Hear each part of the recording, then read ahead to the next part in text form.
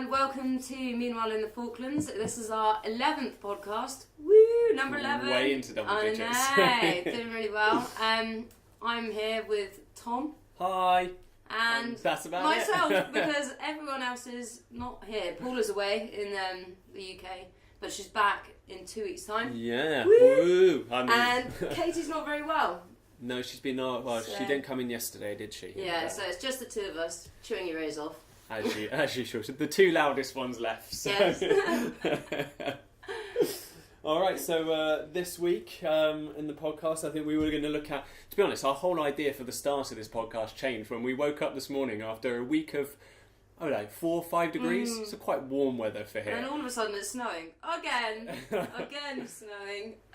The heat wave is finishing in the UK, but the snow is not ending here. I know, it's weird. I don't know where it's come from. It's almost like it wasn't predicted. It just came out of the blue, nowhere, and now all of a sudden it's snowy. Yeah, you got the typical phrase of when you run out of conversation topics, you just talk about the weather.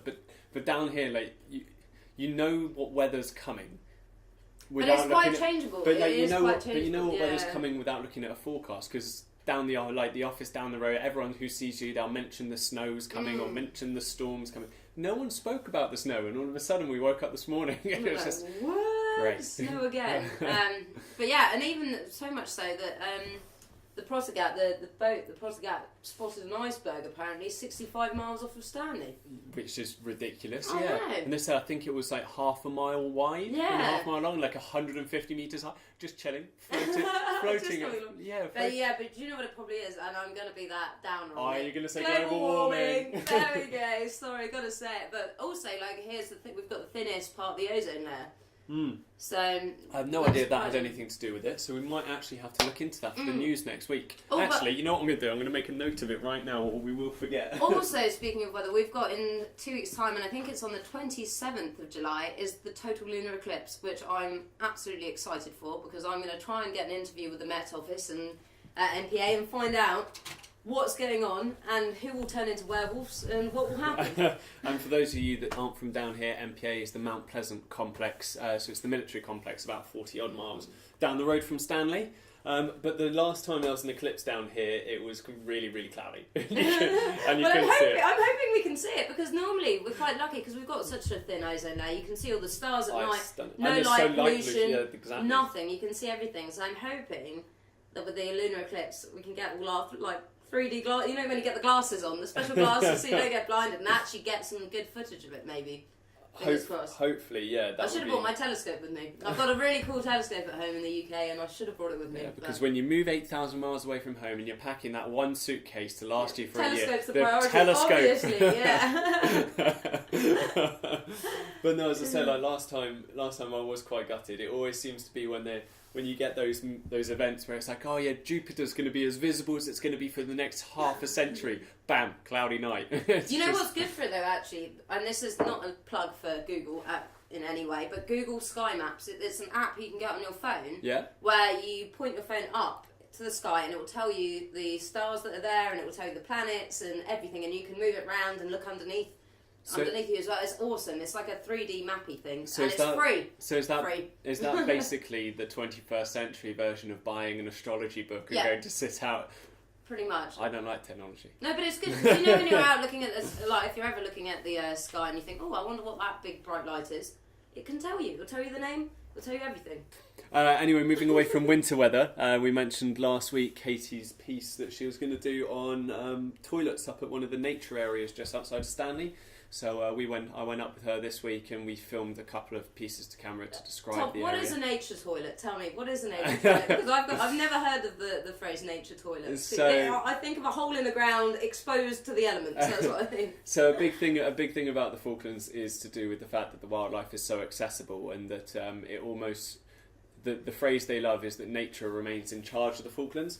So you don't want to go up and stick these super chemical toilets or even blocky cement buildings that look like a shop or anything of the sorts. So it was described in the meeting as essentially a drop.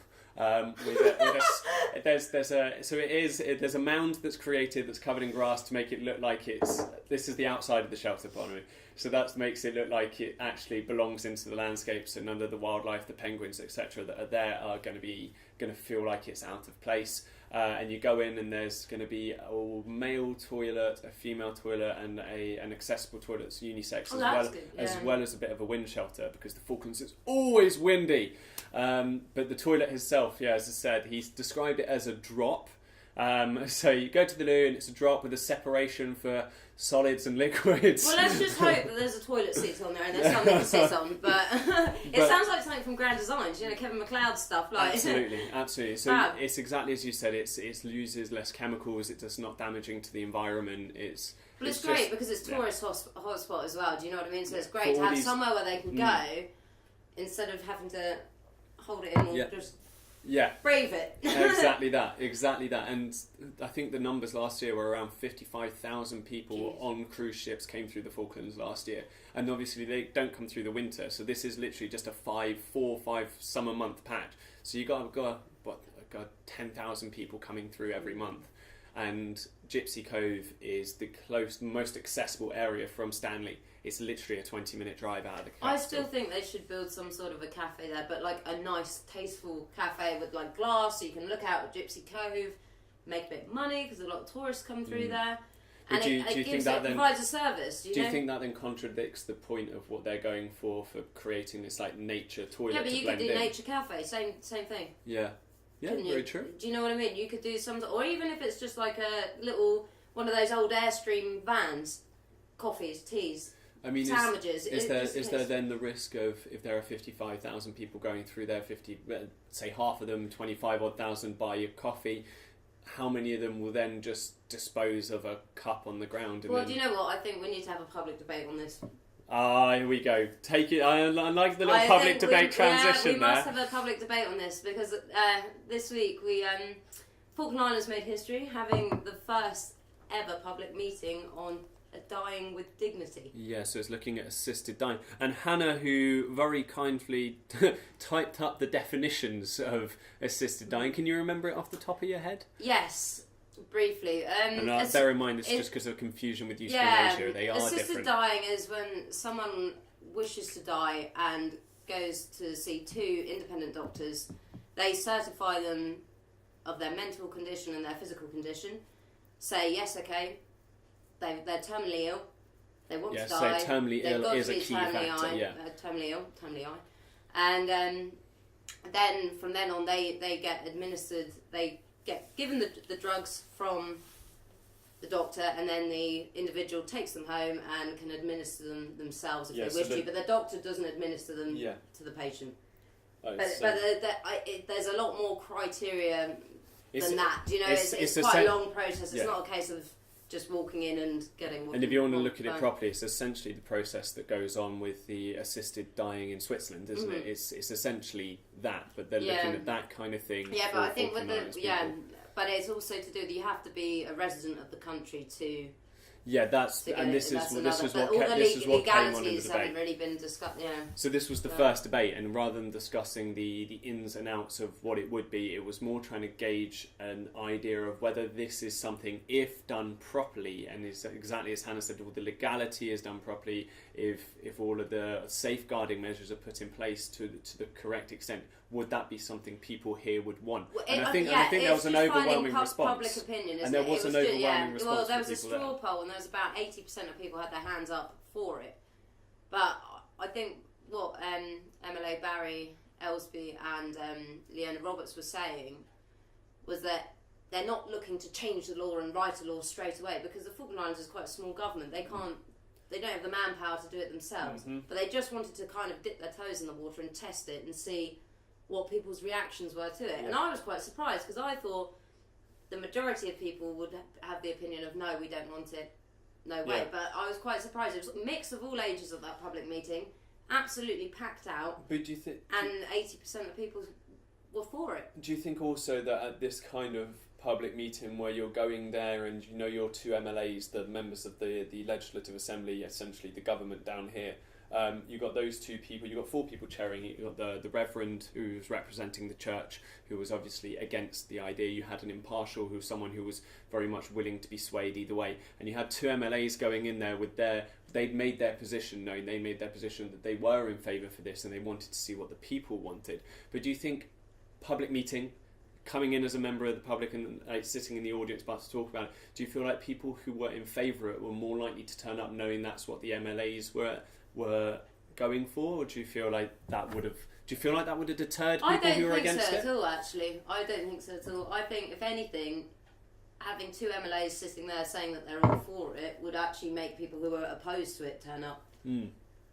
Strongly opposed to it more so, I would have thought. Or people who were impartial. Yeah. Just to hear, because it was a platform for them to state their point and what they were thinking on it, and kind of hear what they wanted to say, and for the audience to think, well, yes, actually, I agree with this, or no, I don't. So I found myself being swayed throughout the meeting, but I think by the time, for me personally, when it came to the end of it, I thought I liked the idea in concept, but it has to be done properly.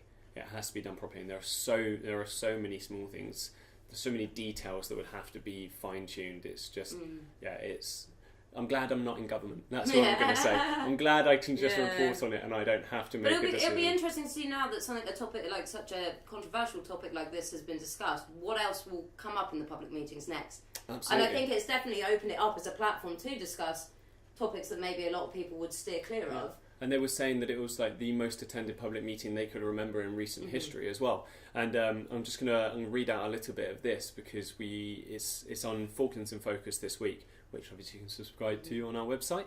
But it was a chap called Peter on Twitter, and he started just a 3-tweet thread about the public meeting, and he said he'd only been here a few weeks. And he was looking for a way to explain to people back at home what he felt about the Falkland Islands and how the community was. And he said in this thread that the public meeting was the perfect way to describe it, calling it an honest, open and kind-hearted debate. He was saying it takes so much courage for people, for a community to tackle such sensitive subjects. He said it takes even more courage to be good friends and good neighbours after the dust has settled.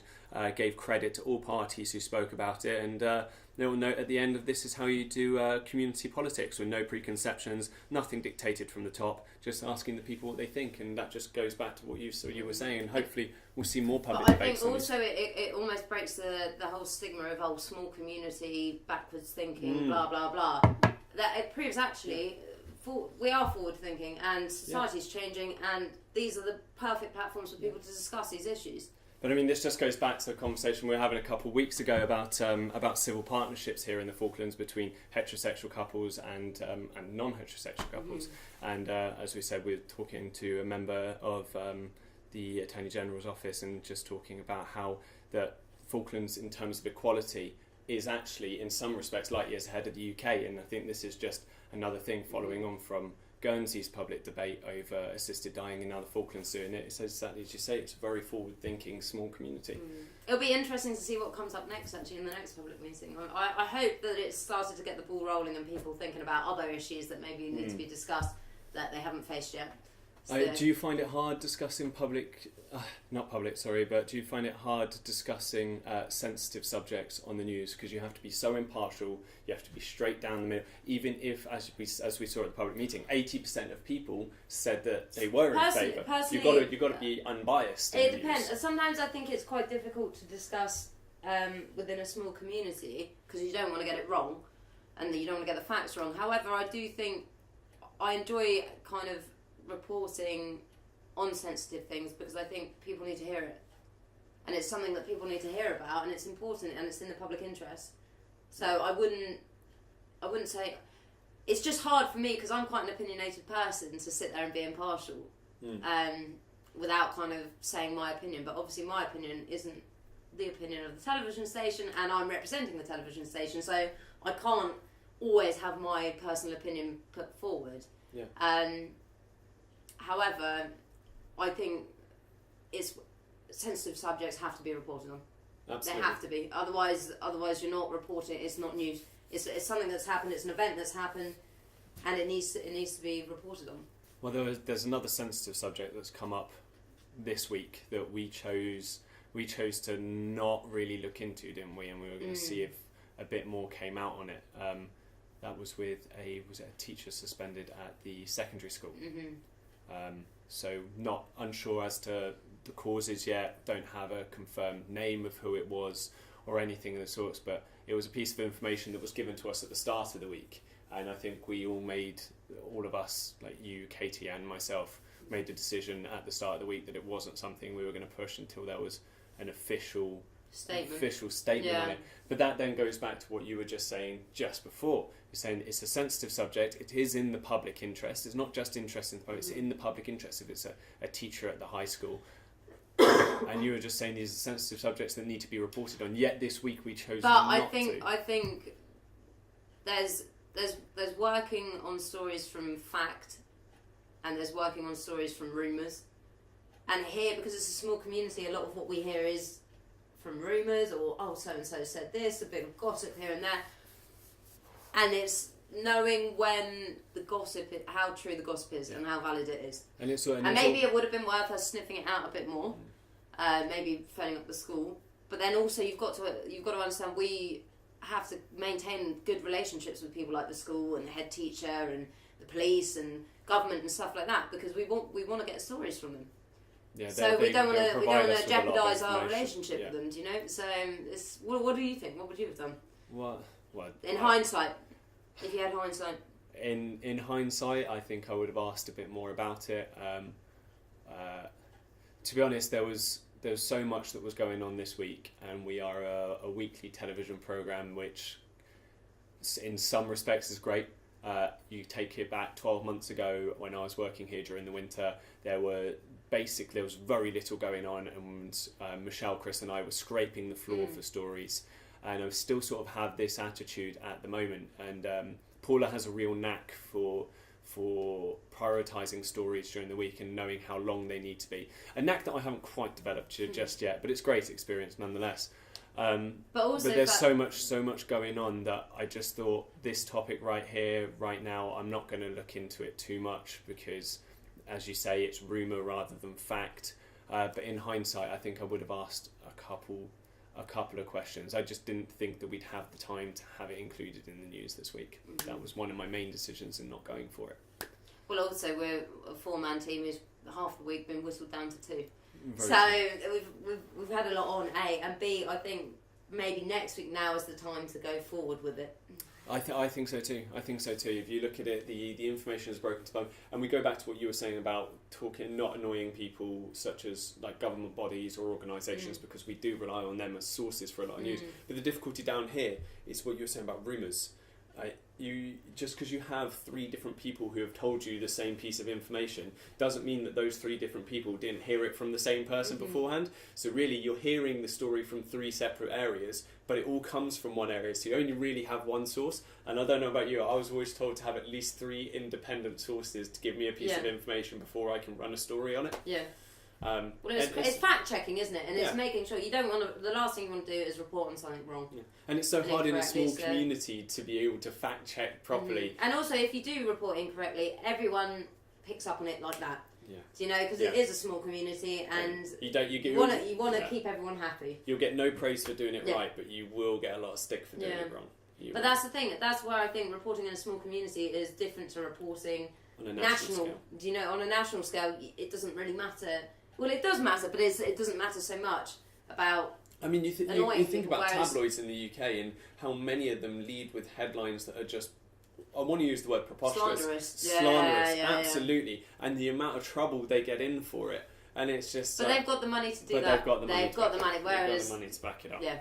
But anyway, we'll move away from sensitive subjects because obviously we feel very strongly about it. It's just turning. I feel like with 2 of us, the dynamics really would. It's just me and you debating about things.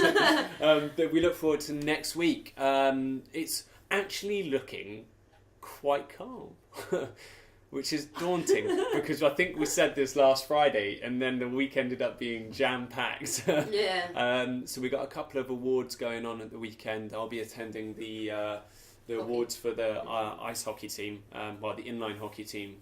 They're going away. I'm following them to Chile in August. That'll be exciting. Are you excited for that? Really excited. Really excited. I'm already starting to plan like how I want it, because I want to do it as a separate thing. So it's going to be a 20-25 minute video of their tournament and all this. So I'm sort of planning out the idea of it. I thought the start of it being the awards from the last few years, because they've been so busy. They didn't do any awards last year or the year before. So they're doing all of them in 1 year. So I think that would be really cool. There's the Extreme Sports Club. They've got an awards thing on Saturday as well. So that's great. Well planned, both on at the same time. So I think you might be dragged along to the Extreme Sports one. Yeah. Hooray!